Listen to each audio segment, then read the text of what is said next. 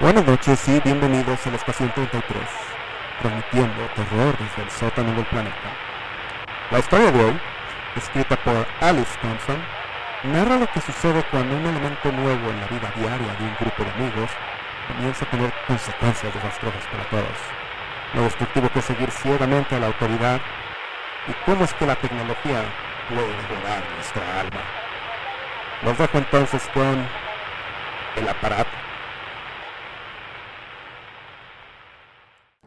Mi nombre es Manuel Pérez. Necesitas entender por qué estoy publicando esto. Las siguientes son copias de dos publicaciones que un amigo mío, de nombre Cristian García, hizo en un foro que ambos frecuentamos. Las publicaciones se realizaron en una de las secciones de chat general del sitio. Ambas publicaciones fueron eliminadas rápidamente, poco después de que fueron publicadas. Estaba en el proceso de responder a la segunda publicación, cuando esta fue eliminada. Así que tenía el texto a la mano y lo guardé. Hice esto por lo extraño que me pareció todo lo que estaba pasando. Las dos primeras líneas son de la primera publicación. Quizá no es palabra por palabra lo que estaba escrito, pero es lo que yo recuerdo. Necesito escribir esto. Necesito escribir esto antes de que... Y una brecha de 4 horas entre esta publicación y la siguiente. Entonces, aquí les dejo la copia del texto. Sucedió de nuevo. Ni siquiera recuerdo haber presionado el botón para enviar esa primera publicación. Los huecos en mi memoria están empeorando. Todo esto empezó con el esposo de mi amiga. Elena había estado casada con Miguel por un par de años. Desde antes de que yo la conociera, de hecho. Los dos eran personas sumamente agradables. Aunque Miguel era algo tímido con gente recién conocida. Muy reservado, no hablaba mucho, pero cuando llegabas a conocerlo, era evidente que tenía un buen corazón. Siempre encontraba maneras para ayudar a otros, incluso gente que él no conocía. Cada que encontraba a un indigente, siempre les daba más que solamente centavos. Siempre el primero en ofrecer un aventón a casa a los amigos que lo necesitaban. Y ser el conductor designado cuando tomábamos unas copas. Él era ese tipo de persona. En fin, un día, mientras hablaba con Elena, me dijo que Miguel había comenzado a actuar de una manera extraña. Desde que trajo esa cosa a la casa, dijo. Esto despertó mi curiosidad, así que le pregunté de qué estaba hablando. Me explicó que hace 2 semanas, Miguel había llegado a casa después de un largo día en la oficina con algo bajo el brazo que nunca antes había visto. Parecía una computadora o un aparato, una que había sido parcialmente desmantelada. Tenía varias partes adicionales que no parecían hacer nada. Cables y cosas enchufadas que no había visto antes. Elena le preguntó sobre la computadora y él simplemente respondió que era para el trabajo. Miguel trabajaba en programación informática, por lo que pareció una explicación bastante razonable, y no pensó mucho en ello hasta unos días después. Las cosas solo se sintieron distintas un día que Elena llegó a casa después de salir a comprar víveres, y lo encontró sentado enfrente de la cosa, mirando una pantalla azul brillante. Ocasionalmente, él tecleaba cosas en la máquina, solo al azar por lo que ya veía, letras y números sin una secuencia real. Luego, miraba la pantalla hasta que aparecía una línea en respuesta. Elena pensó que eso significaba que la máquina estaba en línea, excepto que se había dado cuenta más tarde ese día, cuando Miguel todavía estaba escribiendo, que el módem estaba apagado. Ella me dijo que esto había estado ocurriendo por algo de tiempo, y que cada vez que intentaba hablar con Miguel sobre esto, él parecía confundido, como si realmente ni siquiera supiera a qué se refería cuando le preguntaba sobre la laptop. Miguel simplemente decía que era para el trabajo, y no decía nada más sobre el tema. Esto me parecía muy extraño, así que le pregunté a Elena si podía tomar una foto de la pantalla mientras él estaba escribiendo, usando su teléfono o algo así, para que después me la enviase.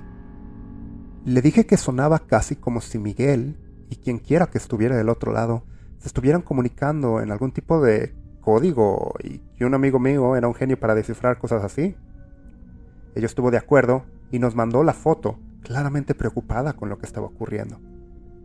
Elena me dijo que él había estado cada vez más distante, seguido de momentos en los que era casi demasiado extrovertido. No era el hombre tímido que ella conocía. Por lo que decía, parecía en verdad estar preocupada por él. Así que tuve la sensación de que no se trataba solo de alguien que estaba haciendo un drama por algo pequeño, que algo verdaderamente malo podría estar ocurriendo. Elena siguió mandando fotos del código hasta que tuvimos suficientes para que yo y mi amigo Josué pudiésemos descifrar su significado. Bueno, él hizo la mayor parte del trabajo, para ser honesto. Ok, él hizo todo el trabajo, pero yo supervisé. Le tomó algo de tiempo, pero finalmente lo descifró. Lo que encontró realmente no hacía mucho sentido. La línea de código de Miguel decía, esperando.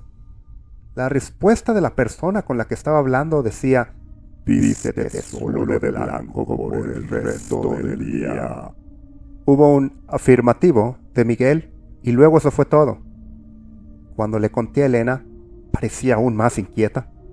Me dijo que poco después de haber tomado esa foto, Miguel se había levantado y se había ido a la recámara solo para vestirse enteramente de blanco. Zapatos, calcetines, pantalones, camisa, cinturón, saco, todo blanco de pies a cabeza. Miguel tenía un estilo algo más ñoño de vestir, y esto no era nada como lo que usualmente usaba. Y aún más extraño era que a pesar de que Elena lavaba la ropa de ambos, no podía recordar que alguna vez hubiese visto esas piezas. Esto continuó por un tiempo. Miguel actuaría de forma extraña, comportándose o hablando de formas que no eran normales para él. A menudo parecía distante o distraído, y empezaba a llegar tarde a casa cada vez con más frecuencia. En un momento, llegó a casa con cortes en todas las manos, con marcas de arañazos de algún tipo. No parecía saber cómo las había conseguido. Otra cosa que le llamaba la atención era la forma en que el dispositivo parecía tener un tipo de batería infinita, y nunca había visto que estuviese conectada a la luz.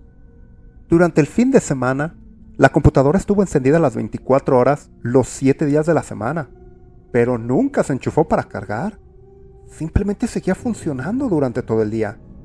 Esa batería parecía ser infinita. Nunca se quedó sin energía. Y no importaba en qué habitación de la casa estuviese, cuando aparecía una línea de código en la pantalla, Miguel corría a atender el llamado como un animal entrenado. Fue una semana después que Elena me llamó llorando y hablando sin sentido. Solo cuando se calmó me lo dijo. Miguel había desaparecido. Se había despertado en medio de la noche y él ya no estaba. Ella probó su teléfono y no hubo respuesta. Llamó a la oficina, a sus amigos, a sus parientes, a los parientes de ella. Nada. Llamó a la policía, pero dijeron que no había pasado suficiente tiempo para denunciarlo como desaparecido. Y dijo que cuando bajó a la sala, esa maldita cosa estaba abierta sobre la mesa. La pantalla azul proyectaba su tenue luz contra un sofá que daba la impresión que había sido usado hasta hace poco. Josué y yo nos ofrecimos a echar un vistazo al dispositivo para tratar de ver si había algo ahí, algo que pudiese dar alguna pista sobre qué demonios estaba pasando. Estaba tan desesperada por alguna pista, cualquier pista, sobre lo que había pasado a Miguel, que ella estuvo de acuerdo y la recogimos en su casa el día siguiente. De todos modos, la policía no haría nada hasta que no hubiera estado desaparecido durante unos días, así que pensamos en intentarlo, y si no podíamos encontrar nada, se lo dejaríamos a la policía cuando comenzaran a buscarlo oficialmente. Descubrimos que cada interacción entre Miguel y quien quiera que haya estado hablando se podía ver simplemente presionando la tecla arriba y desplazándose hacia arriba a través de las diversas líneas de código. Cuando finalmente no subió más, pensamos que este era el comienzo o lo más cerca posible. Así que Josué se puso a trabajar en la traducción, mientras yo escribía lo que decía. No sabía lo que íbamos a encontrar. No creo que haya forma de que ninguno de nosotros lo haya adivinado. El primer mensaje fue simple. Leyó: Hola Miguel, por favor espere. A continuación decía: Cuando se le pregunte sobre este dispositivo, solo debe decir que es para trabajar. Proporcionaremos más instrucciones si es necesario. El siguiente probablemente también fue de su contacto desconocido. Decía: Coma solamente verduras hoy. Otra instrucción: Josué pasó a traducir el siguiente. Miguel indicaría que estaba en el dispositivo con un simple «estoy aquí» y luego seguiría una orden. Disminuya la velocidad 7 kilómetros en el primer semáforo en verde que vea después del trabajo. Bese a su esposa solo en la mejilla durante las próximas 24 horas. No sonría hasta que se le diga lo contrario. Los anoté preguntándome qué diablos era todo esto. Miguel había estado teniendo una especie de relación pervertida de amo y esclavo a espaldas de su esposa. ¿Algún tipo de programa de cámara oculta? ¿Crisis de la mediana edad? ¿Una enfermedad mental? ¿Cuál era la razón detrás de todo esto? Entonces Josué se quedó en silencio, tragó saliva y leyó la siguiente instrucción. Consume la piel de un niño. Nos miramos a los ojos atónitos y aterrados. Cuanto más descubrimos, más aterrador se volvía, y realmente pensé y esperaba que tenía que ser Josué tratando de exagerar para sacarme una reacción. Incluso recuerdo haberle dicho: es una broma, ¿cierto? Y mi intención fue que se oyese casual y relajado.